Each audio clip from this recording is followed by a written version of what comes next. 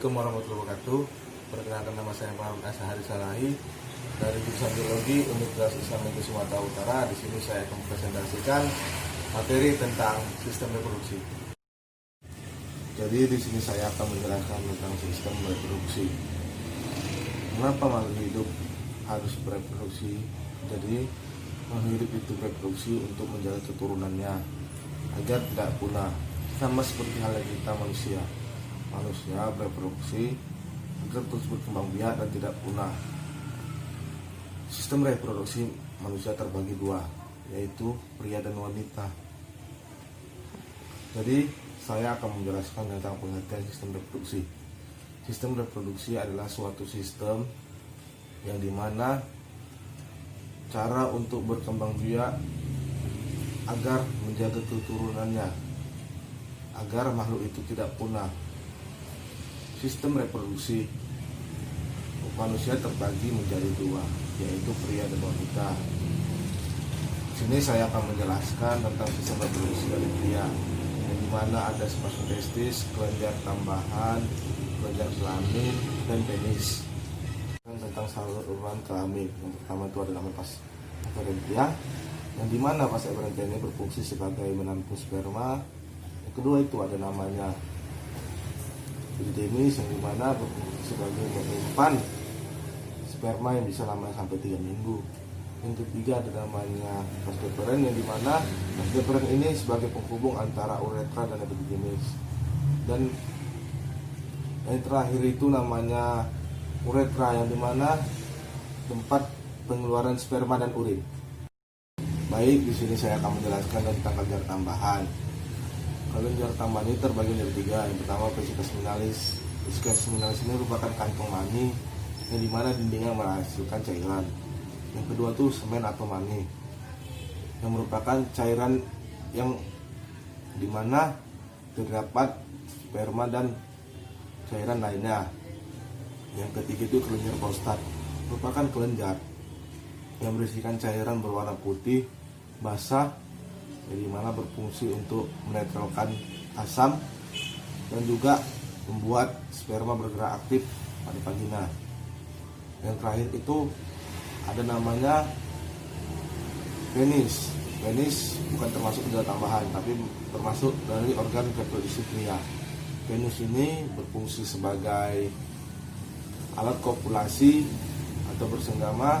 Ini kita akan menceritakan tentang organ reproduksi perempuan, yang dimana organ reproduksi perempuan itu terdiri dari sepasang ovarium, oviduk, uterus, dan vagina, dan organ-organ lainnya. Baik, langsung saja kita akan menceritakan tentang ovarium. Ovarium ini merupakan organ reproduksi perempuan, yang dimana berfungsi sebagai penghasil sel telur.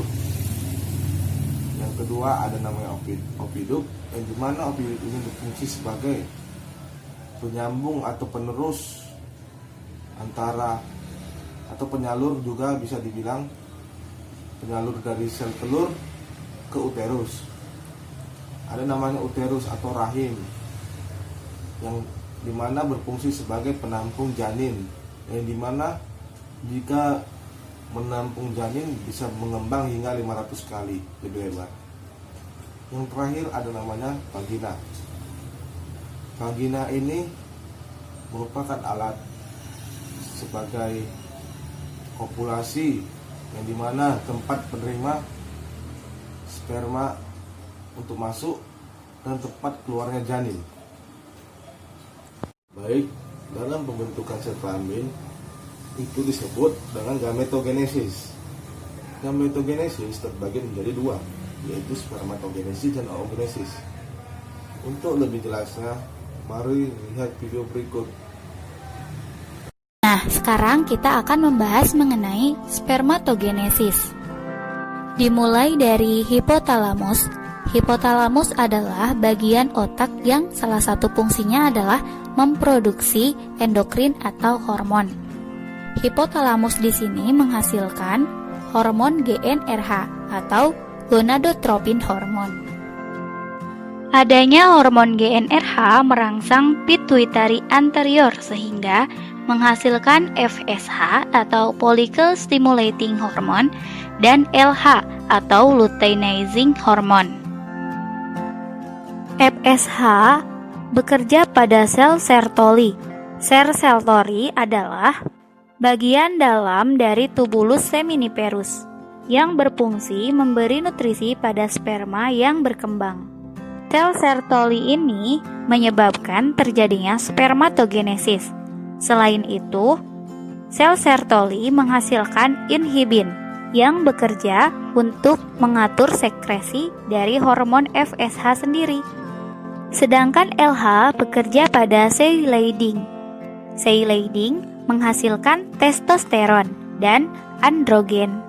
Testosteron di sini mendorong proses spermatogenesis atau proses pembentukan sperma. Selain itu, testosteron juga mengatur pengeluaran dari hormon LH, FSH, dan GnRH. Nah, sekarang kita bisa melihat bagian dari sini adalah testis. Kemudian di testis ada epididymis, vas deferens, dan tubulus seminiferus. Ketika dipotong, tubulus seminiferus tersebut terlihat seperti ini. Sel Sertoli menghasilkan germinal atau sel induk yang kemudian membelah secara mitosis menjadi spermatogonium. Spermatogonium di sini adalah bakal calon sperma. Di sini, sel induk bersifat diploid atau 2N atau 46 kromosom. Kemudian membelah lagi menjadi spermatosit primer secara mitosis yang bersifat diploid. Spermatosit primer membelah lagi secara meiosis 1 menjadi spermatosit sekunder yang bersifat haploid atau N atau 23 kromosom. Kemudian spermatosit sekunder membelah secara meiosis 2 menjadi spermatid yang bersifat haploid. Spermatid di sini akan berdiferensiasi menjadi sel sperma yang tadinya bersifat imotil atau tidak dapat bergerak menjadi sperma yang dapat bergerak atau yang disebut motil. Jadi bisa Anda simpulkan sendiri, bisa dilihat dari gambar yang tertera bahwasannya satu sel induk sperma dapat menghasilkan 4 sperma sekaligus. Sperma tersebut bercampur dengan mani atau semen yang berwarna putih seperti susu. Dalam satu kali ejakulasi mengandung 3-5 cc sperma dan mengandung sekitar 300 juta sampai 500 juta spermatozoa. Sperma tersebut memiliki kualitas yang berbeda-beda tergantung dari pola hidup seperti merokok atau tidak, makan makanan yang bergizi, sering olahraga, dan lain-lain. Nah, apa itu yang dimaksud dengan oogenesis?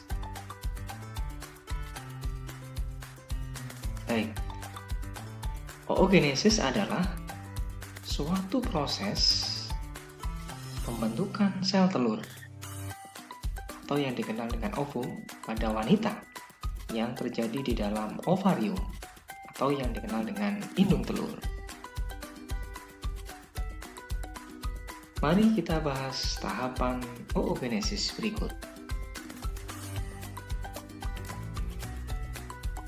Pada awalnya, oogonium yang bersifat diploid atau 2N membelah secara mitosis untuk membentuk oosit primer yang juga bersifat diploid.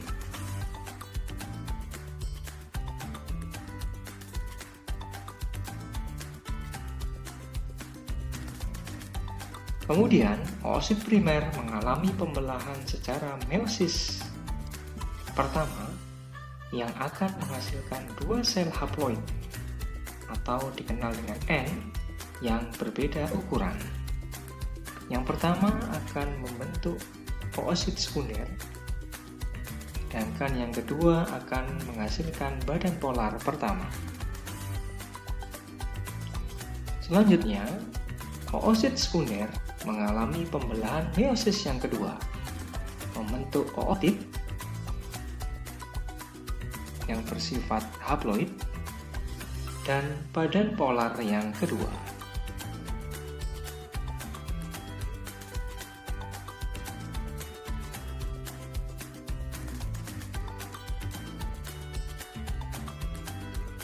Sedangkan badan polar pertama akan membelah secara meiosis dan menghasilkan dua badan polar atau yang dikenal dengan polosit.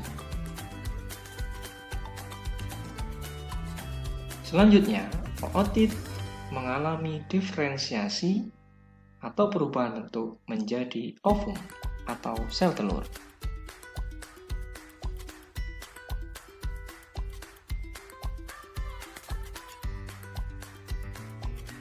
Nah, itulah tadi tahapan dari. Kita lanjut ke materi kita, yaitu fertilisasi. Fertilisasi itu ada pembuahan, yang mana sel sperma bertemu dengan sel telur. Yang dimana jika sel telur dibuahi oleh sel sperma akan membentuk sebuah zigot. Zigot ini ialah sebuah cikal bakal untuk menjadi bayi.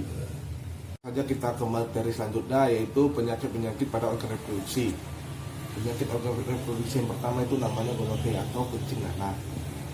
Gonorrhea ini merupakan penyakit yang disebabkan oleh bakteri Neisseria gonorrhoeae, yang dimana penyakit ini ditandai oleh peradangan pada ujung kelamin, yang dimana ujung kelamin ini sering keluar nanah.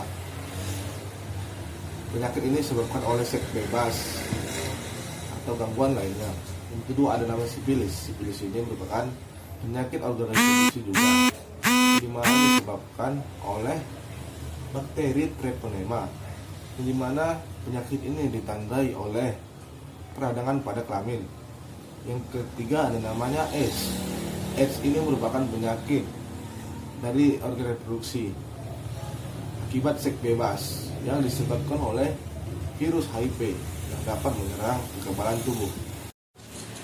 Baik, itu saja yang dapat saya sampaikan. Lebih kurangnya saya mohon maaf. Wassalamualaikum warahmatullahi wabarakatuh.